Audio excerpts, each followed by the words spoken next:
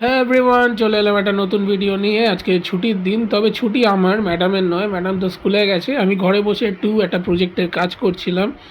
আর এই জাস্ট কাজ শেষ হলো, কাজটা শেষ হয়ে ল্যাপটপটা বন্ধ করে যখন ঘড়ির দিকে তাকালাম তখন প্রায় 6টা বাজে। সন্ধে যখন হয়ে গেছে, ঘরের সব লাইট তো জ্বালাতে হবে, তো শুধু ঘরের লাইট না, অ্যাকুরিয়ামের লাইটও জ্বালাবো। তো এটা হচ্ছে আমার ফার্স্ট অ্যাকুরিয়াম, যেখানে আমার পোলার প্যারট আছে। তারপরে আমি চলে এলাম আমার বেটার কাছে। এটা আমার দুটো বেটা, দুজনেই অ্যাক্টিভ আছে। আর তারপরে এটা আমার থার্ড অ্যাকোয়ারিয়াম, যেখানে আমার উইডো ফিশ আছে।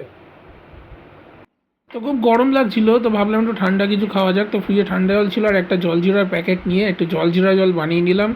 আর খেতে তো বেশ ভালোই লাগছিলো। এই গরমে এর থেকে আর ভালো কী হয় বলো। 6:30 বাজে, এদিকে ম্যাডামও চলে এসছে, বললো খুব খিদে পেয়েছে। তো বিস্কুটের কৌটোটা নিয়ে গিয়ে ম্যাডামকে দিলাম। ম্যাডাম এদিকে প্রচণ্ড ফোনে ব্যস্ত, বলছিল অন্য কিছু খাবে। আমি বললাম হালকা ফুলকাই খাও, কারণ আবার তো বেরোতে হবে। রেডি হয়ে গেছি, আর এদিকে রুবাইয়াও রেডি হয়ে গেছে। রুবাইয়াই বলুক যে আমরা কোথায় যাচ্ছি। Happy birthday. কার? ওটা বলবো না। যাই হোক, জোকস অ্যাপার্ট, অ্যাকচুয়ালি আজকে ছোটো পিসির বার্থডে। তো আমরা ছোটো পিসির বাড়িতে যাচ্ছি বার্থডে সেলিব্রেট করতে। ছোটো পিসিরা সল্টলেকের ওদিকে থাকে। এখন আপাতত গাড়িতে আছি, আর এই 3-4 মিনিট মতন লাগবে ওদের বাড়ি পৌঁছাতে।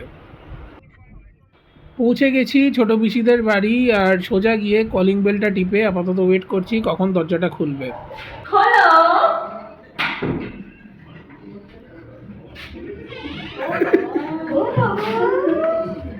Happy birthday. Happy birthday.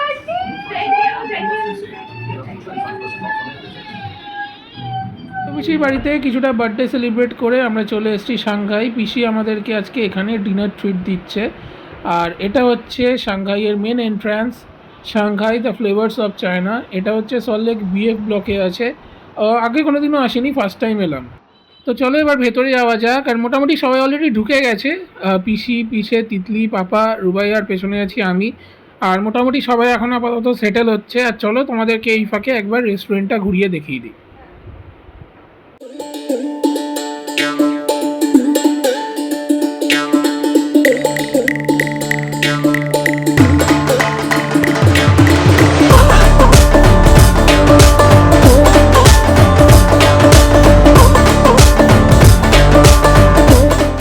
তো ডিসকাশন চলছে যে কি খাওয়া হবে, আর এখানে তিতলি একটা মিষ্টি হাসি দিয়ে দিল। তো ডিসকাশন চলুক, তারই মাঝে তোমাদেরকে একবার দেখিয়ে দিই সাংঘাইয়ের মেনু কার্ডটা। এটাই হচ্ছে সাংঘাইয়ের মেনু কার্ড। তো এখানে অনেক রকম আইটেম আছে। তো তোমাদেরকে একটু জাস্ট শর্টে একটু দেখিয়ে দিলাম কি কি ধরনের আইটেম পাওয়া যায় এখানে। প্রথমে অর্ডার দেওয়া হলো ফ্রেশ লাইম সোডা।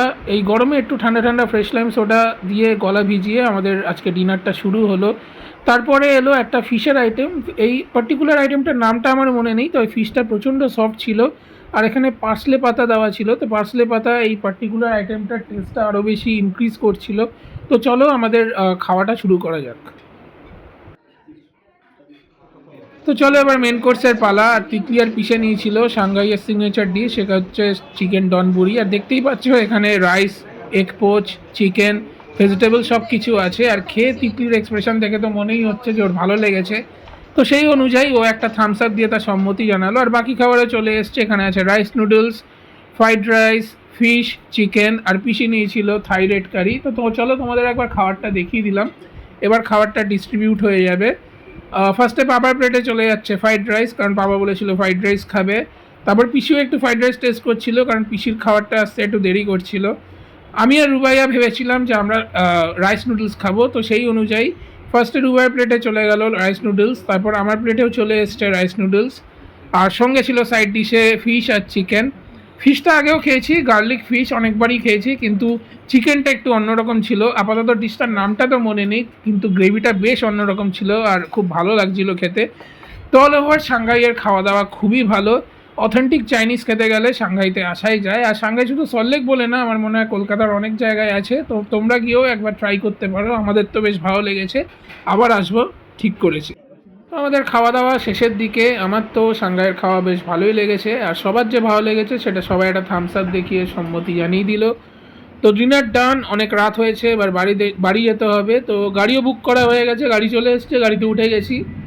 বাইরে তখন বৃষ্টিও হচ্ছিল, আর এখানে রুবাইয়া ফোনে ব্যস্ত, প্রচুর খেয়ে নিয়েছি, আর কোনো কাজ নেই, সোজা গিয়ে বাড়িতে জামা কাপড় ছেড়ে ঘুমোতে যাওয়া। আর এই জাস্ট বাড়ি ঢুকলাম, ব্যাস আজকের দিনটা বেশ ভালোই কাটলো।